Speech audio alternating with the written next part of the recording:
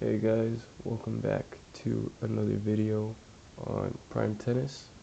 Today we will be looking at, um, I guess these highlights from Monfils versus Federer. But what I want to talk about is the return.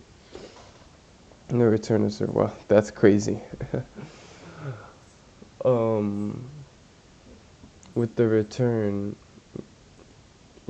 it's I guess three things that I want to talk about.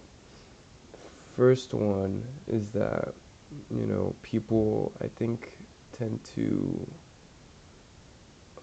sorry, they tend to try to do a full swing before they, return. And when the ball is coming at you fast, you really don't have time for that. We'll see if we can see this from Federer back here real quick. Wow, that's a crazy serve. Yeah, this return was a great example, right? From Monfils here. His racket barely goes back behind him, right? He keeps it short and compact. You really don't have time on the return of serve to be able to do a full swing, and if that's what you're trying to do, if that's what you're attempting to do, then, it's going to really throw you off, right?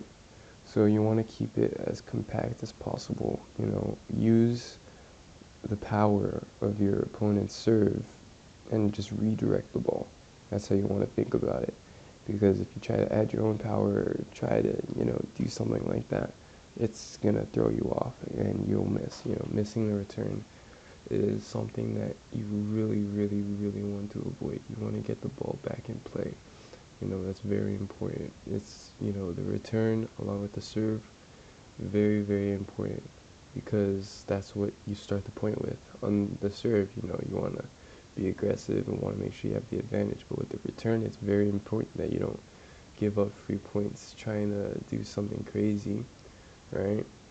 So a lot of the time, just getting the ball back in play is enough. You get it deep and neutralize the point. You take away, the advantage of their serve, and that's good enough. You don't have to try and win it or do anything crazy right there. Just a simple return like this one. He gets the ball back in play to the backhand, right? And then they can play the point out.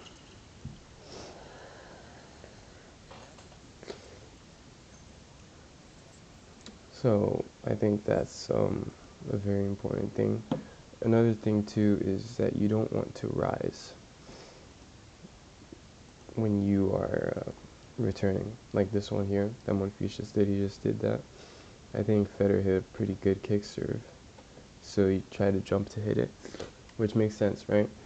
But if it's just a normal serve, if it's not popping up above your shoulders, then you really, really want to stay low. If you change your height during the return, if you rise, if you split and then pop up, which, I see a lot of players do, then it throws your timing off, you know. And like I said before, the goal is just to get the ball back in the court. So if you're throwing yourself off like that, then it really messes with you and it makes it incredibly difficult to do that, right? So you want to stay low or else you end up with like a return like this.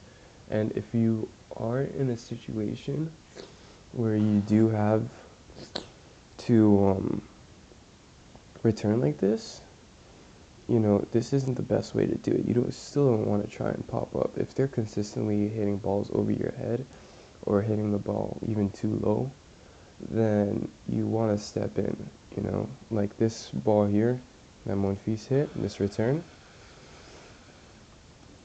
If he knew that this was coming, I think he would have stepped in or go back. You can go back and wait for the ball to drop, or the preference, if you're able to do that, I think, is to step into the court and take it on the rise, which is more difficult, but I think it's more beneficial if you're able to do that.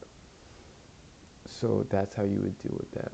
I know a friend of mine, they there's a lefty, and people constantly struggle with returning their serve, but one person who's very good at stepping and he just um, couldn't get any service points from that person because they were stepping in, closing the angle off every single time, and they were doing it so well. So if it's a skill you can master, it's something that can throw people off, right?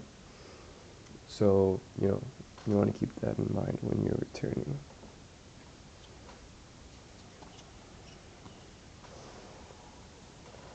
The next thing that I want to talk about is just timing your split step. It's something very simple, like most of the things on this list, right?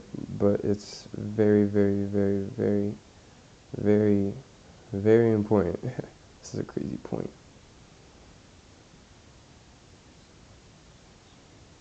Wow, it's a crazy movement.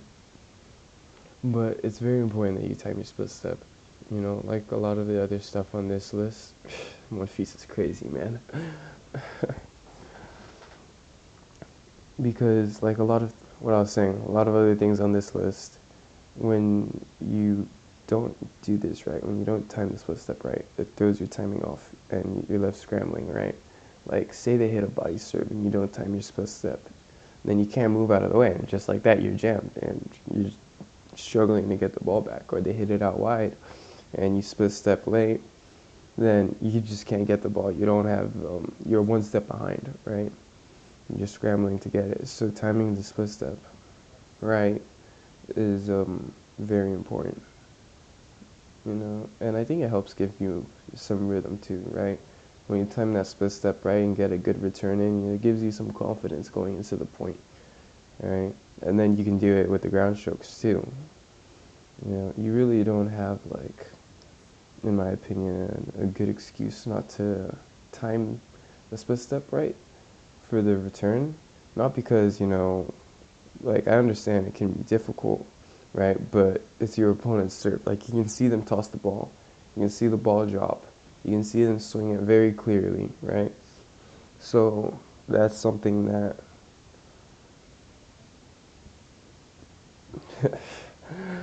that's something that you want to keep in mind, right? If you need to work on it, then so be it. Just have someone serve to you and you can work on your timing there. But especially, I think, as you're in a match, as the match kind of goes on, you start to learn, your opponent's timing, and returning gets a bit easier. I've seen that and done that firsthand, so um, I'm not too worried about that. And next tip I have is for the placement of the serve, right? And someone like Novak is really great with this. With the serve, you don't want to complicate it too much by going for a shot like this that Federer just hit, right? If it's available to you, I'm sure, you can go for it. But smart choice would be to go right here where my mouse is, right? Because look at Monfils here. If the ball lands right by his feet here, then he's in a very tough spot, very tough position to try and get the return back, right? So you want to put it by here in the middle, by their feet, where you're not worried about hitting it out wide. You hit it high over the net. You're not worried about the net. All you have to worry about here is this baseline here.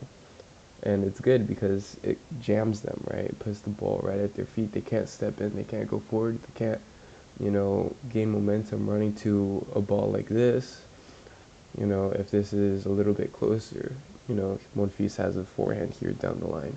It creates angles for them and opportunities for them. But if you give it in the middle, they have no angle, no opportunity. They have really nothing to work with. So when you're returning, that's the goal. It's a safe option, safest option. You don't have to worry about missing, trying to go for incredibly big shots, and you also don't have to worry about your opponent doing anything crazy with the return.